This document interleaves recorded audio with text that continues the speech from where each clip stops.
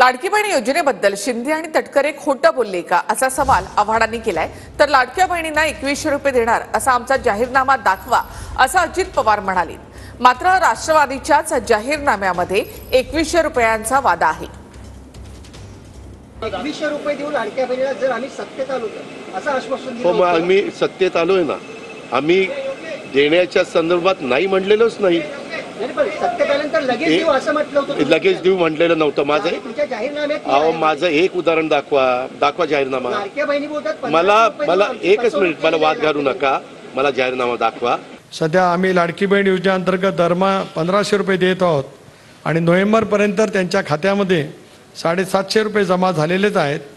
येत्या निवडणुकीमध्ये महायुती विजयी झाल्यास या मासिक रकमेत 700 रुपयाची वाढ करणार आहोत।